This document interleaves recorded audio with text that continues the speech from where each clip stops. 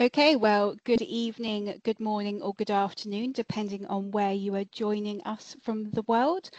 I am Melanie Tuffin, for those of you who don't know me, and I am the Secretary of IPRRG. And I'd like to welcome you to this, our second in the webinar series. So for those of you who perhaps missed us last month, just for a bit of background, our annual meetings this year have been suspended due to COVID-19, and so we thought we'd instigate this webinar series so we can all still keep in touch. And you'll find a web link there with information on the upcoming webinars. If you do have any ideas for topics or speakers, please feel free to email them to me, melanie@mgtuffin.com. All of the webinars are going to be free to access, and we will be making them available on YouTube afterwards. Now, you'll find that you have access to a chat function. Please do feel free to let us know who you are and where you're watching from this evening. But if you'd like to ask our speaker tonight a question, then use the Q&A function. You'll also find a poll where you can tell us how long you've been a member of IPRRG if you are. If you aren't a member, you're very welcome here this evening as well. And please do check out our website. We are free to join. And just so you know, next month we will be having a webinar on the International Plant Sentinel Network. But I'd like to move on to introduce tonight's speaker. So we're joined by Dr. Matt Everatt from Defra in the UK. So Matt has an entomology background, and I don't know how many people can say that they've been to both the Arctic and the Antarctic, but Matt is one of them because he studied invertebrates from these regions during his PhD, and he was lucky enough to spend 4 months at the British base on Adelaide Island on the Antarctic Peninsula. He's now moved to the slightly warmer climes of the north of England and works as a plant pest risk manager in the risk and horizon scanning team in Defra, where his main role is to provide advice to policy and the inspectorate on the risk of plant pests and how they should be managed if they are introduced. But he also leads on the regulation on non-native invertebrate biological control agents, and that's what he'll be talking to us today about.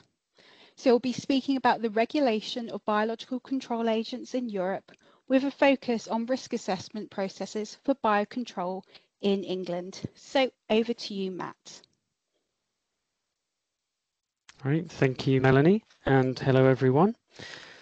So as Melanie mentioned, I used to carry out research in the Antarctic and the Arctic, and these are some of the critters that I used to study.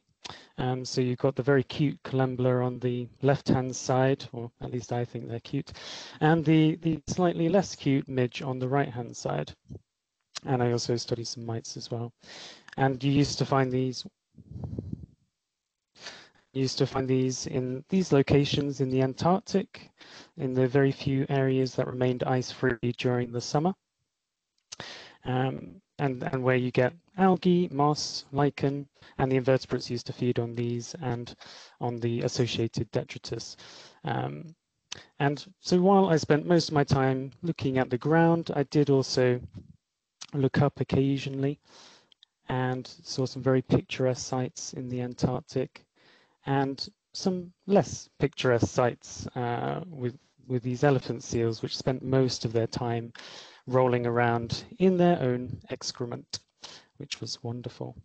But yeah, as Melanie mentioned, after my PhD, I moved on to Defra, the Department for Environment, Food and Rural Affairs, and I now work in the Risk and Horizon Scanning team. And part of my role is to lead on the regulation of non-native invertebrate biological control agents. And that is the journey I will be taking you on today. And I will be first taking you all the way back to 304 AD in China. As you can see, they've got really good cameras back then.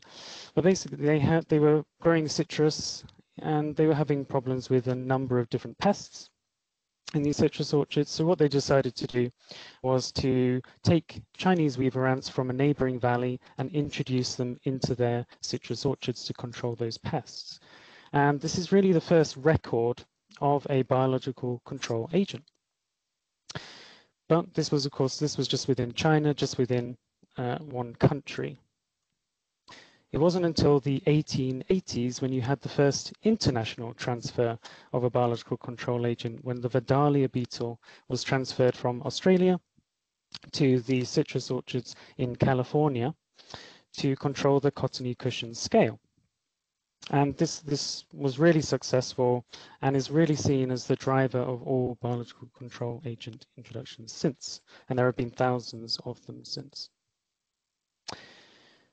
But for a long time, these agents were not regulated, with many people ascribing to this first school of thought that natural enemies, they're unintentionally transported across the world. It's been going on for hundreds of years, relatively few negative impacts, so it would be disproportionate to regulate their introduction. However, towards the end of the 20th century, there were some reports of negative impacts, and people started to move towards this second school of thought, that biological control is a different case. You can assess the release beforehand, and the pathway of introduction is far more likely to lead to establishment than unintentionally moving in trade. You're releasing it directly to where they want it to be. And so we should be regulating their introduction. And in 1995, we had the first international standard from the International Plant Protection Convention on giving guidelines on the release, import and release of biological control agents. And EPPO quickly followed suit. So for those of you that are unaware, EPPO is the European and Mediterranean Plant Protection Organization. It's one of the 10 regional plant protection organizations around the world. And it provides guidance to its member states on plant health issues. And there are 52 member states, including the UK. And EPPO produced standards in 1996 for biological control agent regulation. But there were also some other documents that were produced around this time, including from the OECD. And this was particularly significant because industry thought it was very strict. And therefore, in 2003, the CHIPCA project was set up, bringing together industry with researchers and regulators to harmonize guidelines across Europe. And the Rebecca project in 2006 carried that on. And this ultimately led to amended EPPO standards. And at the time, there were 3 of these. There was one on the import of biological control agents for research under contained conditions, so in the lab, for instance. There was a second one on the release of biological control agents, assessing the safety of those agents. And there was a third one which gave a list of agents that are used in the EPPO region and have had no documented adverse effects. So it gives some confidence to countries that these agents are safe. So it gives some supporting information, basically. And England, in the UK, largely follows those EPPO guidelines. And what I want to do now is delve a lot deeper into our processes in England, and particularly into our risk assessment process, how we assess the safety of an agent. But first, as an introduction, in England, we have the Wildlife and Countryside Act. And under this act, you cannot release a non-native animal into the environment in England. But under the same act, you can license non-native animals for release as biological control agents. And we have released a few of these, well, 3 at the moment, so of classical biological control. So these ones are expected to establish and control a pest in the long term over decades. And so we've released the psyllid on the left, Aphilara itadori. That is used to control Japanese knotweed and was released around 2010. And you've got this, in the middle there, you've got this really, really beautiful mite, Aculus crassulae. It did, I think it did win a beauty contest a couple of years ago, now considered to be Miss UK. So it's quite a feat for a mite that looks a bit like a carrot. But anyway, this mite is used to control Australian swamp stone crop, and that was released in 2018. while looking beautiful, of course. And then on the right-hand side, you have the beetle Rhizophagous grandis, which is used to control the spruce bark beetle, Dendroctonus micans, and that was released decades ago and is now established in the country and no longer requires a license. We also license a number of augmentative biological control agents. These ones are not intended to establish in the environment, and they're for the control of pests in the short term. So it could be to control an aphid in a strawberry crop over the summer, and then it would die out in the winter, and you'd have to keep on reapplying them each year. And we've licensed a number of mites, a beetle, a wasp, and 2 nematodes. But before a license can be granted, of course, you need to complete a risk assessment to show that the agent is safe to release. And we largely use a risk assessment based on the environmental risk assessment produced by Van Lenteren and colleagues back in the 2000s. And I say largely because we don't necessarily follow it step by step, but we do cover the major areas within it. So we cover establishment, host range, dispersal, and direct and indirect effects. And I want to go into detail, particularly into establishment and host range, because they're the 2 most important, but I will also touch on dispersal and direct and indirect effects. So first, looking at establishment, defined as an agent which is ordinarily resident in a wild state, meaning a population is present in the wild for a significant number of generations and is considered to be viable in the long term. Now, establishment is particularly important for augmentative biological control agents, because if we can say that these agents cannot establish in the environment, we can be pretty confident in saying any impact they will have will be limited and transient, so it could be just during the summer. And then it would be safe to release. For a classical agent, it's a prerequisite to establish. And so what do we use to assess establishment? So obviously host distribution, is the host present both spatially and temporally? Is the host available in the right life stage for the agent to attack? Are there any alternative hosts and other essential species? Does it need multiple hosts during its life cycle? Cold tolerance, so can it develop, can it complete its life cycle in our climate, and can it survive the winter in our climate? Are there any other abiotic factors that might be important? So it could be high temperatures, could be salinity, pH, and so on.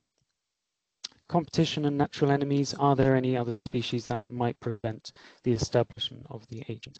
And are there any other factors that will influence it? Now, the criteria that's most commonly used to show that an augmentative agent is not able to establish in the environment is cold tolerance, and that is what I'm going to go into in a bit more detail. Right, bringing back our very cute columbular friend.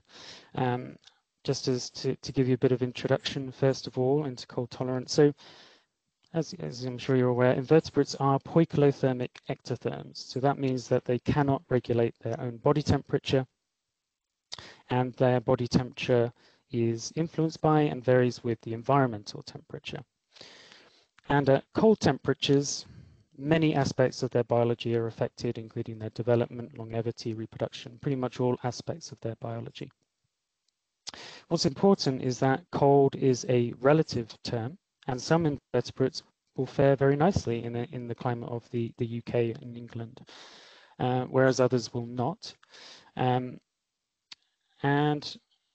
some will be unable to develop or complete their life cycle, or unable to survive the winter. And so, how do we assess the cold tolerance or establishment potential of the agent? So one of the easiest things you can do, which again I'm sure you're very aware of, is climate matching. So looking at where the agent is currently and comparing that with the climate of your own country, in this case for England. And there are a number of tools of doing that, such as the Köppen-Geiger map, which is on the top, which splits the world into different climate classifications, and you can compare across. Also degree day maps on the bottom, so basically the accumulation of warmth, and I'll go into that in more detail in a bit. Plant hardiness zones is another one, and frost maps, looking at the average number of frost days per year, and you can compare across different countries. So while climate matching is really good supporting information to show that an agent might or could establish in your country, if you really want to be sure that an agent is not able to establish, if you're going to do something as risky as releasing a non-native animal into your country, then you really have to have some experimental data. So the first thing I'm going to look at is development here. So can the agent complete its life cycle in your country? And so the easiest way of doing that, you can look at how many day degrees an agent has, the accumulation of warmth that is required by an agent, and then you can compare that with the number of day degrees in your own country, and then you can work out if it's able to complete its life cycle. Now, to do this, you first need to work out the lower threshold of development of your agent. Just get the pointer up.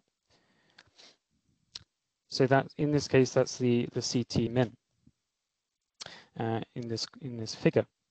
And so that's the temperature below which the agent would not be able to develop. And to work out your lower threshold of development, you have to expose an agent against a number of different temperatures to work out its rate of development across those different temperatures, and you'll get a figure like this, where an invertebrate will develop quite slowly at low temperatures, then it will develop linearly at moderate temperatures, and then it will get to the point where the temperatures are deleterious to that invertebrate and it will drop off. And in terms of working out that lower threshold of development, you need this zone of linearity, this linear portion, because the easiest way of working out is to do linear regression and work back and predict what it will be, and that will give you your t-base here. Now, obviously, you can see that there is a difference between what is predicted and its actual lower threshold of development. And so there are other models that you can use, biophysical and statistical models that you can use to better fit your curve and to give you a better or more accurate lower threshold of development prediction. But in reality, linear regression is mostly used for this, I guess because laboratory studies for these models is quite extensive. It's a more complicated fitting process. And in reality, the difference between the two is slight, little biological relevance in overall. So you've got your lower threshold of development based on that. And then you can work out your day degrees simply by taking the reciprocal of the slope, and you get your day degrees from that. And then you can use, well, in England, we've got a web tool that was first developed for pests, just to show emergence. But you can also use it for an agent's life cycle to see if it will be able to complete its life cycle. So it's really simple to use, and it is publicly available, but you will need to get in touch with us to have access to it if you're interested. But it's quite easy to use. Put your baseline temperature, which is the lower threshold of development in. So in this case, it's 10 degrees. Then you can put in your day degrees, in this case 500.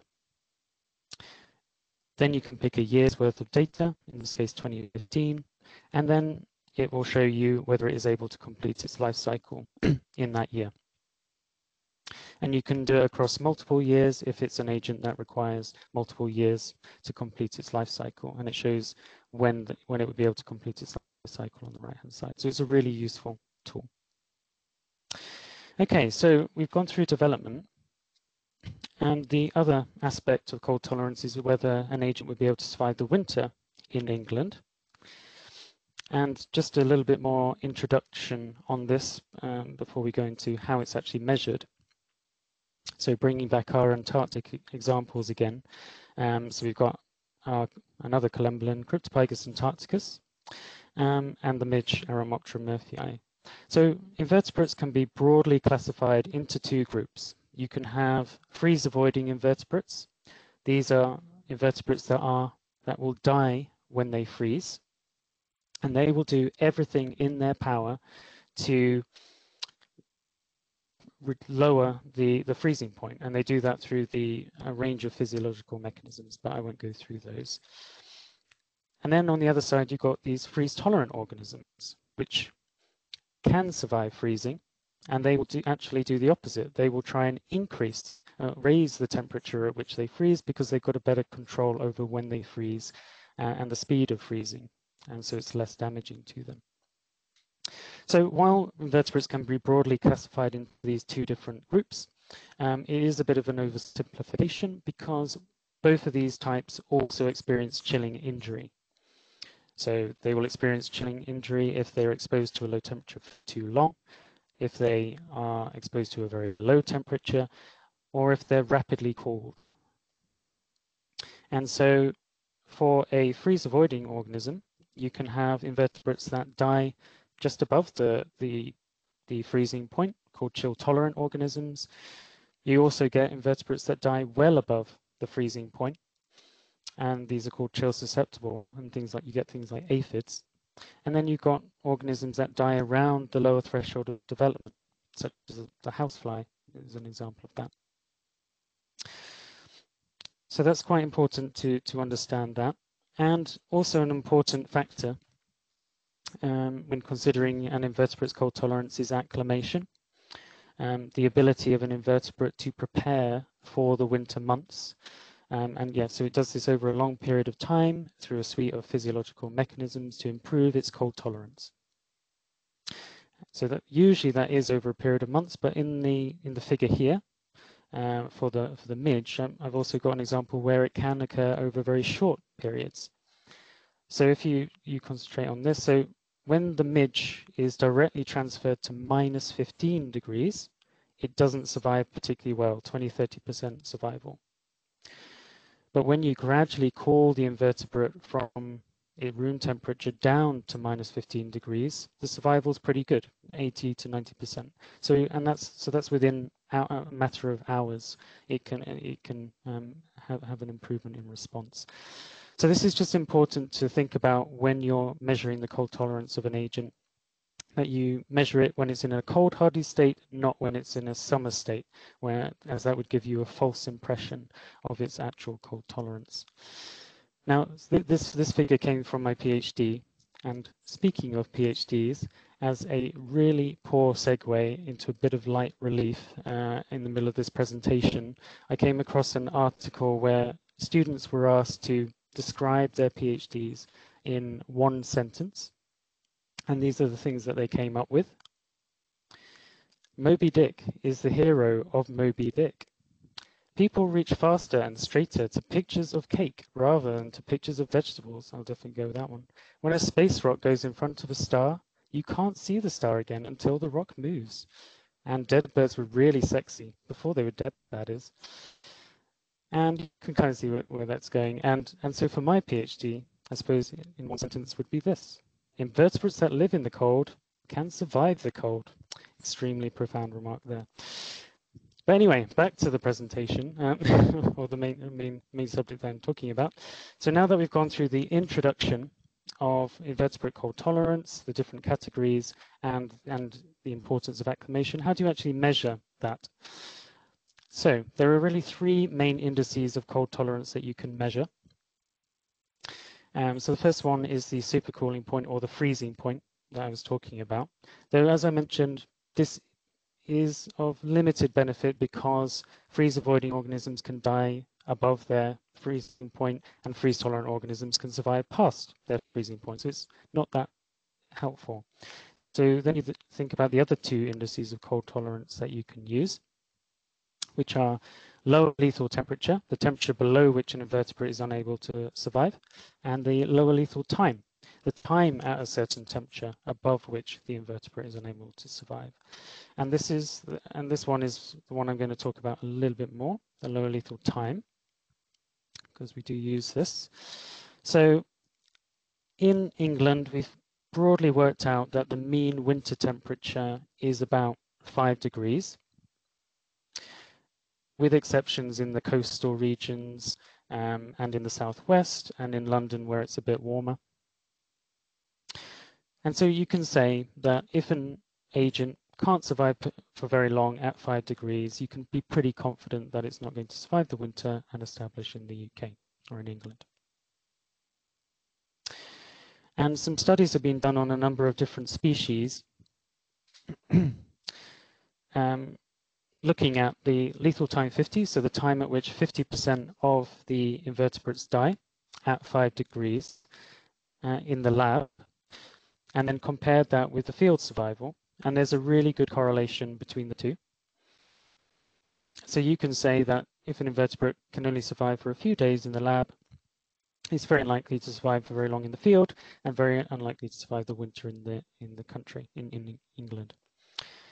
But if it can survive a bit longer in these sort of medium and high risk groups, then we would want some extra assurance that it can't establish. So you might want to do check whether the invertebrates can still reproduce and produce viable offspring, for instance. Just want some extra assurance. But anyway, that's something that we use.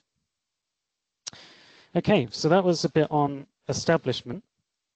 Moving on to host range, host specificity, which is more important for a classical biological control agent, one that's so it's expected to establish, and then it's about what its impact will be in the environment once it establishes.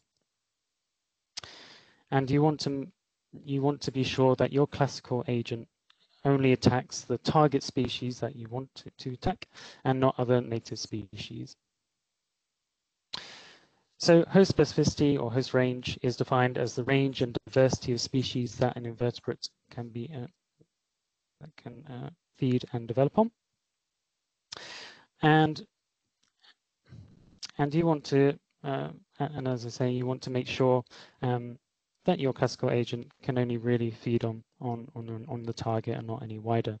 And to do that, and to work out the host range of your species, of your agent, you can test it against a range of different hosts, and until you're confident that it will only attack the target or a very limited range of hosts. And you can test it against phylogenetically related species to the target species that you want it to attack, so closely related species, those that are found in the same ecological niche as the target species, and found in the same habitat or adjacent habitats. And you can also test beneficial, rare, or endangered species. Those are very important, or economically important crop species, for example. Okay, so bring back now having a case study with our very beautiful mite friend, which I've just heard has been accepted as a judge on the talent show X Factor. Its career is moving on. But anyway, as you'll remember, this mite feeds on Australian swamp stonecrop, as you can see here, really damaging weed.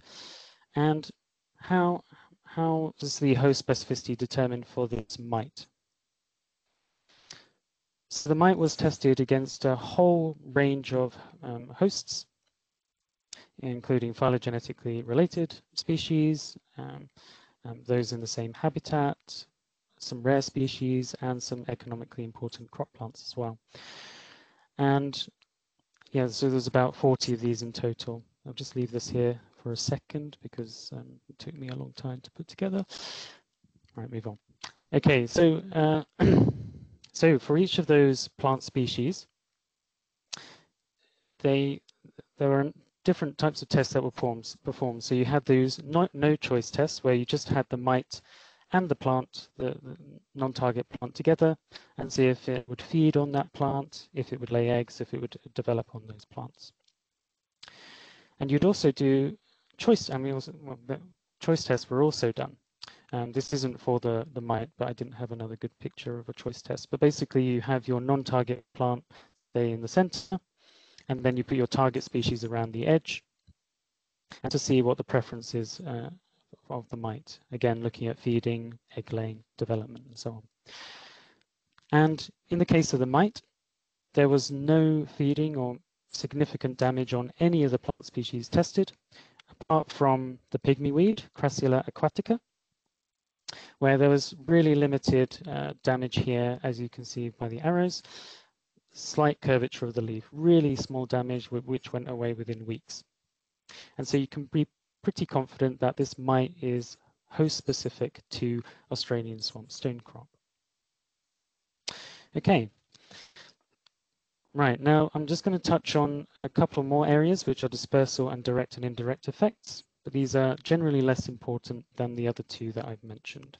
So first looking at dispersal, spread. So this can be important for some species, particularly nematodes. The example here, Heterohabditis bacteriophora. So nematodes are often used as augmentative biological control agents, and they are used outdoors as well. And they can establish in the country, but they also generally have quite a wide host range. And so they don't meet the establishment criteria, and they don't meet the host specificity criteria. So how can you approve these for release? And you do that by looking at the persistence and spread of the nematodes. So generally, when you apply a nematode, the population quickly goes down to a background level, has very little environmental impact. And also the nematodes generally spread about 1 to 2 meters per year, if you're lucky. And so you can, based on that, you can say that a nematode is very low risk to the environment, and you could release it in your in the country. But obviously that would be very much on a species by species basis on the data that's given. Okay. And then the final one I want to mention is direct and indirect effects. So things like hybridization. Are you going to get any pug ducks scenarios?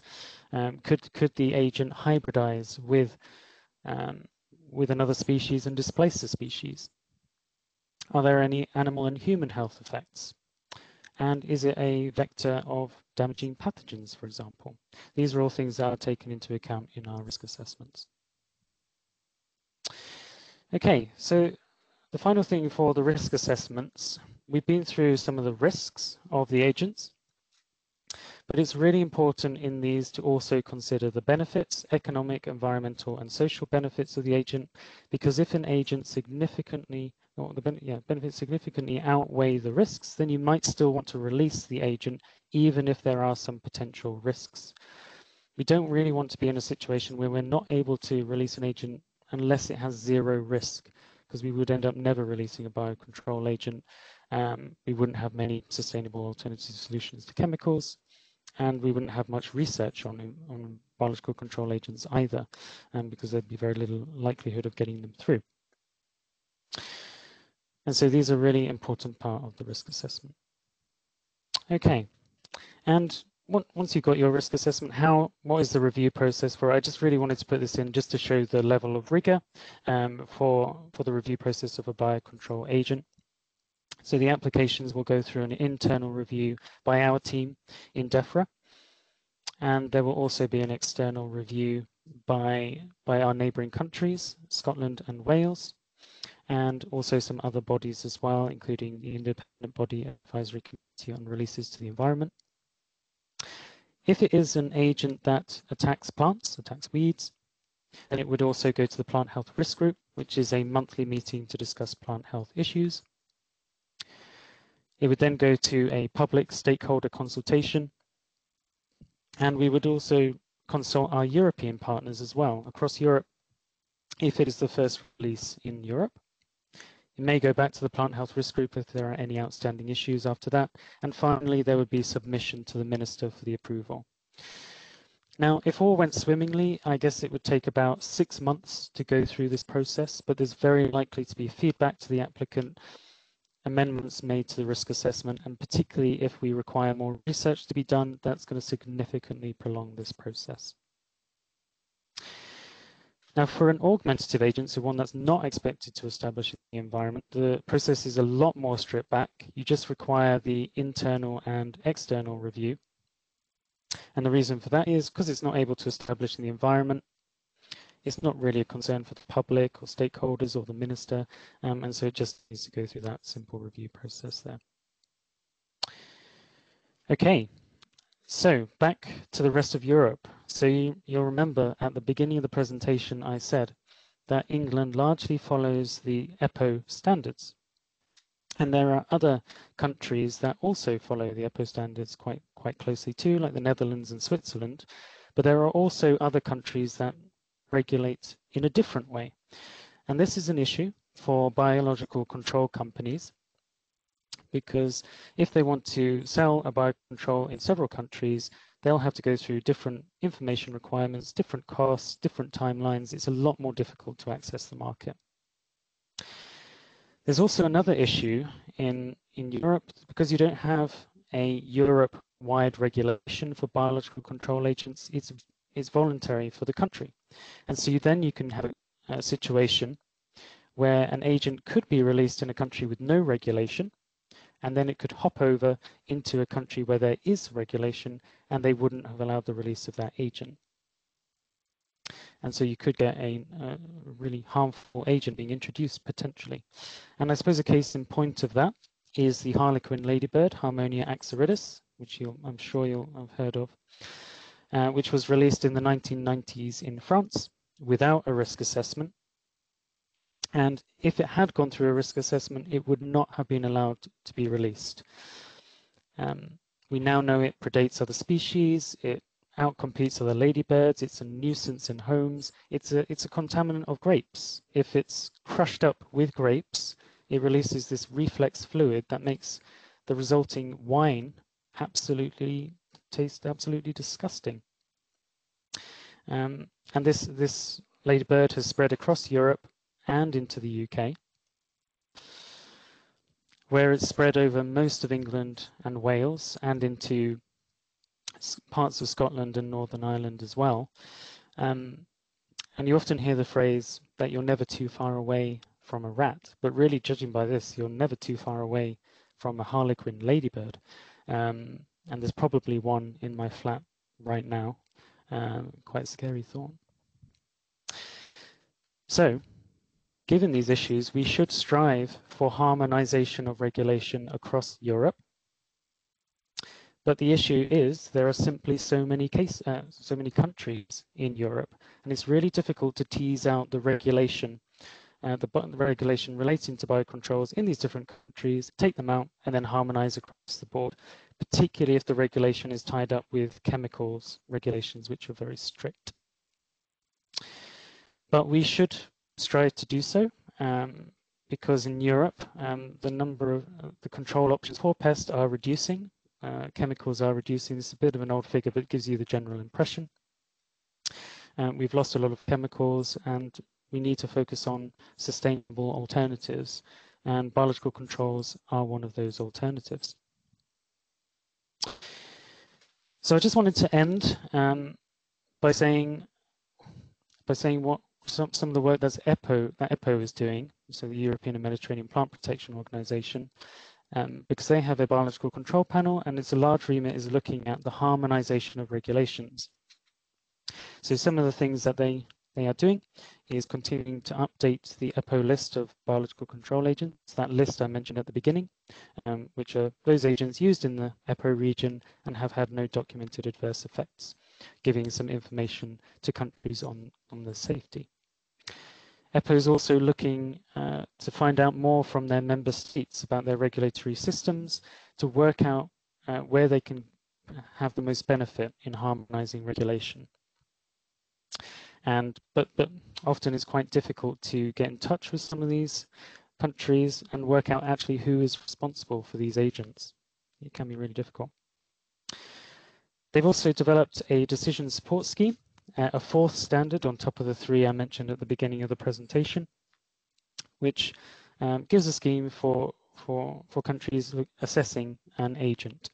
So you can put all the information through the scheme and you can work out whether the agent would be safe to release. And this is really for countries with less expertise and that don't have a scheme in place already.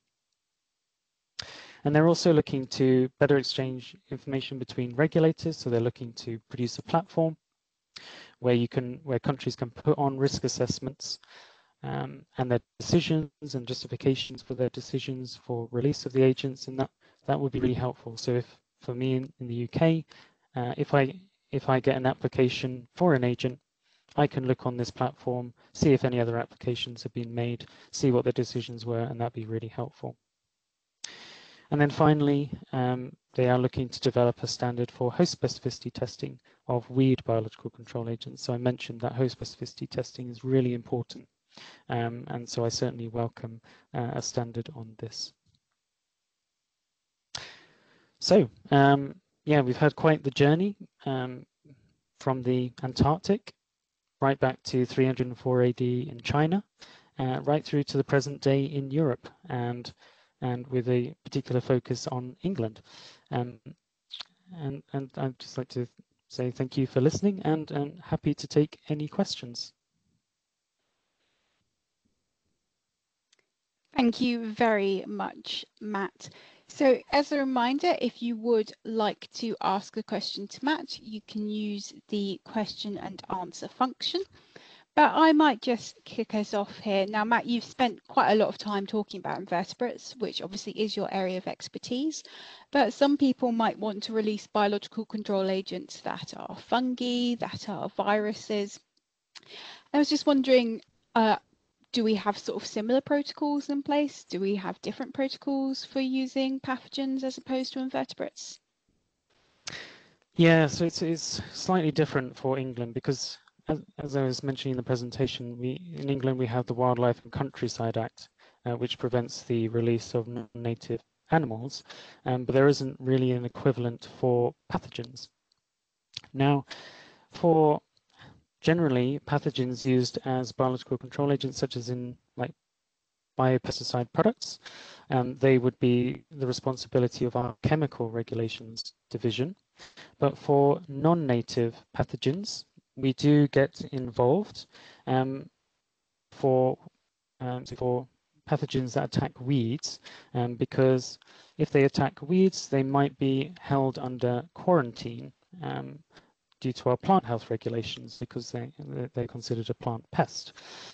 And to release those pathogens from quarantine conditions, we would have a similar risk assessment process as I described for invertebrates. So we would have to go through that first through our team and Defra and so on, and then, but it would also have to go through the chemical regulations division as well, and they would give the final approval on those.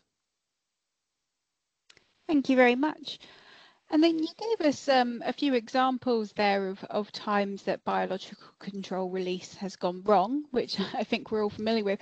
I was just wondering, since sort of these processes of doing more stringent risk analysis has come about, have there been any instances where perhaps releases have not gone as expected, or does the process seem to be working at the moment? Yeah, I guess I can't say for other countries necessarily, but I can, from England's point of view,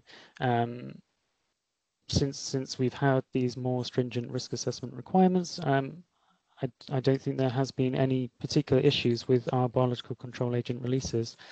And it should be noted, I suppose, that most biological control agent introductions since when they were first started in 304 AD, like 99.9% of them have caused very little issues. It's just those really major risky ones that have come through, like the harlequin, ladybird, and there's some other notable examples as well. And so by having this risk assessment process, we're trying to filter out those real major risks. But as I said, we still want to introduce these things because we want them as alternatives to pesticides. But when it comes to releasing the biological control agents, obviously you're only doing it when there's a very low risk, but is there some kind of sort of monitoring afterwards to see how it goes and to look for sort of inadvertent risks? And is there some kind of contingency in case something turns out to be acting in a way that wasn't predicted? Yeah, that's right. So for all, well, particularly for the classical biological control agents, there will be constant monitoring afterwards. So for the ones that I mentioned, particularly the psyllid, Aphilara itidori against Japanese knotweed, and the beautiful mite, Ankylos crassulae against Australian swamp stonecrop. CABI, who is the applicant for those biological control agents, has been monitoring them constantly for years to see whether they are able to establish, first of all, and as well as their impact on non-target species. And I think that's really important. And it is, and for all applications, we do require that there is a contingency plan in place should there be a risk after release as well. Okay, so let's take some questions from the audience now. So this is from Darren, and he asks, has Defra done a comprehensive reanalysis of the risk assessment system to sort of understand its accuracy, so its sort of sensitivity or specificity? Yeah, so this is something that we have looked at fairly recently, over the last few years. So we had a sort of a base risk assessment for a number of years, but sort of 5 years ago we did sort of look at the risk assessment and review that risk assessment and share it with our sort of main stakeholders to see how they feel the use of the risk assessment is going. And so we have remodeled our risk assessment based on that review. And so we hope following that it is more robust and should be able to pick out. I am confident that based on the risk assessment process and that thorough review afterwards, that we will be able to pick out any major risks before they are released. Thank you. And the next question is from Benno. He asks, well, first of all, he congratulates you on a great, concise presentation. And he asks, how do you weigh the risks and benefits from different fields, e.g. economic benefits and decrease in populations of a common species? Yeah, so that's all taken into account. I mean, in our risk assessments, it is done in a fairly broad way, where we do consider all economic benefits that an agent can have. So primarily we look at for these agents is looking at their efficacy against the target host. So that could be from laboratory studies and any other field studies that they've done and in other countries, and then translate that into the economic benefits based on the damaging effects of the target of the host, whether that be Australian swamp stone crop or Japanese knotweed, and then similarly for environmental and social benefits, and we take that all of that into account when we're considering that against the risks. And I've already mentioned that it's really crucial that we consider these benefits when we're in relation to those risks. Yeah, so sort of on that, Rob has asked about a sort of formal risk-benefit analysis prior to the approval of release, and if that includes impacts from sort of inaction, so what would occur if we weren't releasing the biological control agent? Yeah, that has been done in previous risk assessments, and one that I can say that, so at the moment there is one biocontrol agent that's going through the risk assessment process at the moment, which is Torimus sinensis, parasitoid wasp to control Drycosmos chirophilus, the sweet chestnut, oriental sweet chestnut gauze. And for that, a cost-benefit analysis was done as part of the risk assessment process. So it is something that is considered through our risk assessments. Thank you. And Len asks, have there ever been any sort of release failures attributed to perhaps the many generations that insects must be reared in the lab whilst all these tests are conducted? Right, yeah. So for an agent that might not establish in the field because it's sort of inbred during the lab in laboratory. Yeah, that is a concern for.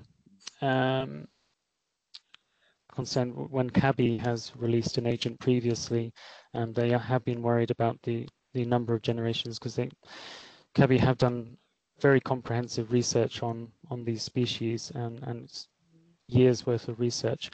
So it has been a concern, but they generally are able to refresh their stocks prior to release, and that's never been an impediment to the release of their agents.